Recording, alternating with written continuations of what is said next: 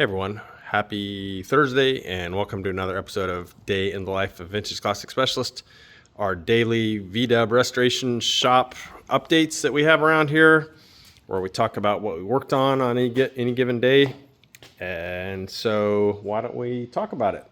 So I was here, well, I don't really want to say by myself because I've got a small team that's been kind of growing over time. So I've got a full-time paint and body guy. He's in our other little building though, and then upholstery guy who's kind of in and out.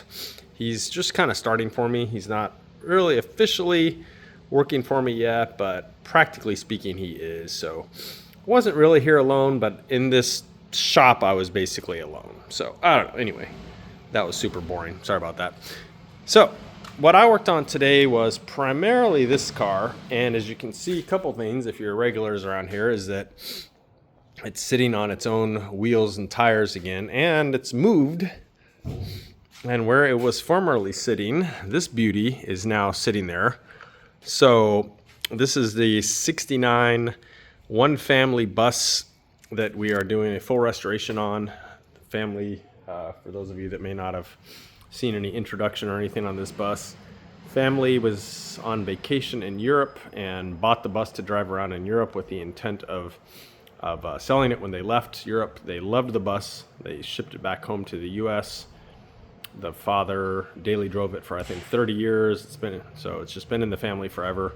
Tons of great family memories of this thing, and then at some point it just sat and kind of degraded, and so here it is, getting made brand new. So paint and body's done. Headliner is done. We still have a little bit of tweaking left to do on the sunroof. And that's why this part of the headliner is not in yet, but this thing just kind of like pops in there. So yeah, a little bit more work to do on the sliding metal sunroof, but it's actually working really good. Just some fine tuning. Anyway, so yeah, this is parked in here now. So the next phase will actually be to tear apart the rear and front suspension so that we can rebuild those, new bushings, etc., paint, powder coat, all that good stuff. And then at the same time, start assembling the dash, continue the wiring, which I had already started, and so on. So yeah, expect to be seeing pretty frequent updates on this one now as the build really starts. So back to this guy. This one, other than obviously putting on wheels and tires, continued to work on the motor here, and it's not quite as assembled as it looks. The carburetors are just sitting there, but the manifolds are mounted, and the fan shroud and generator, or alternator rather, were sitting there before, but now they're actually like screwed on. I picked up a nice new stainless steel clamp for the alternator. It had some kind of gold colored ugly one on there before, which didn't really go. So that's on there now. It's all bolted down. I ran the fuel line, which you can, well, I don't know if you can see it or not. Yeah, you can kind of see it back there. So I ran the fuel line from the hard line up to a filter, and then from the filter through the front engine tin, and then to a T, and then off to both carburetors, although not connected to the carburetors because again these aren't really fully installed yet. So but yeah, I did those things. I installed the clutch wing nut and adjusted the clutch. Just a lot of little things like that. I wanted to get all the things that are kind of done easier when the wheels and tires are off done, so that, you know, I'm sure the car will be up on jacks again at some point, but at least I wanted to get the major things done before I started putting wheels and tires on and setting the thing on the ground. So my intention by the end of today was to get this thing back to being a roller so I could move it over here.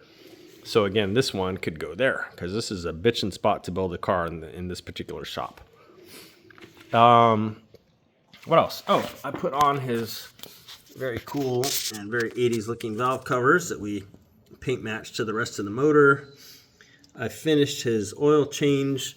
So I had drained the oil before, but I went ahead now and removed the sump plate, removed the screen, cleaned all that stuff, put it in with a new oil change kit, you know, gaskets, copper washers, all that stuff.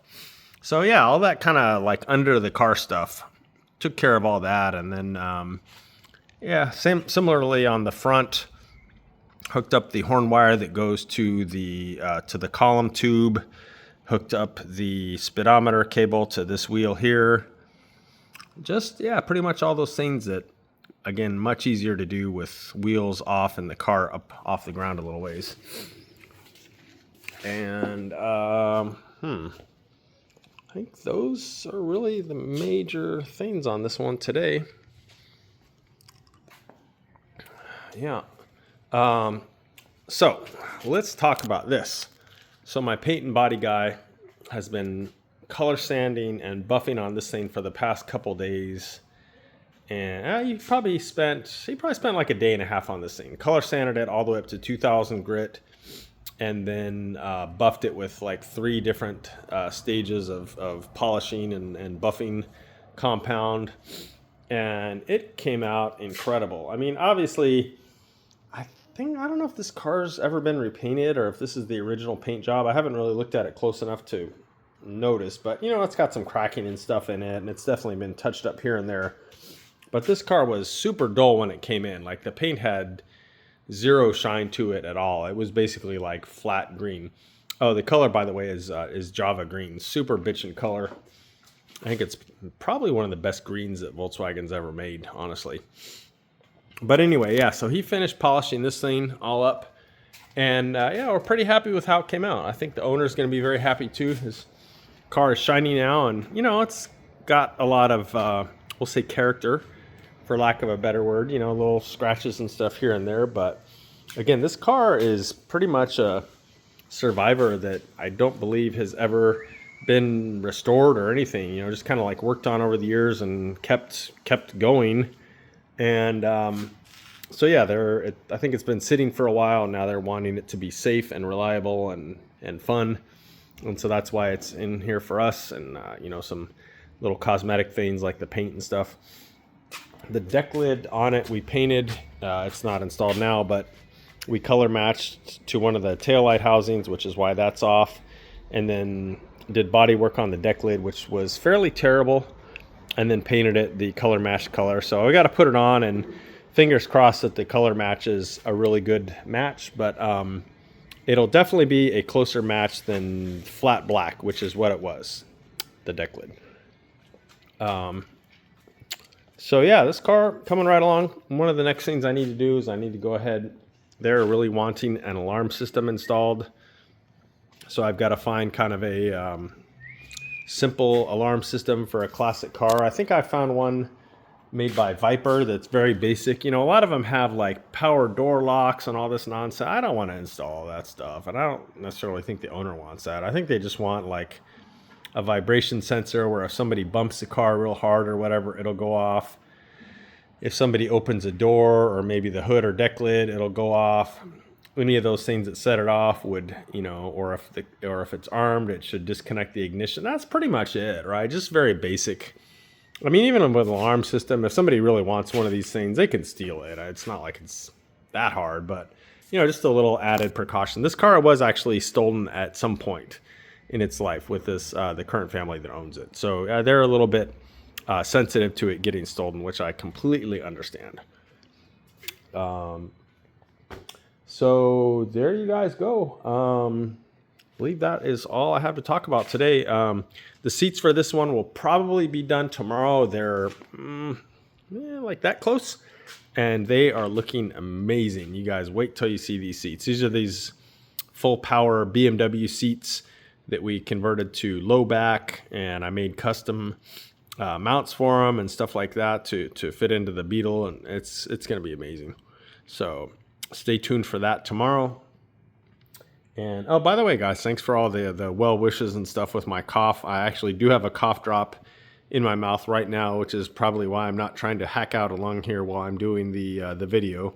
But yeah, thanks for all the well wishes and stuff on that.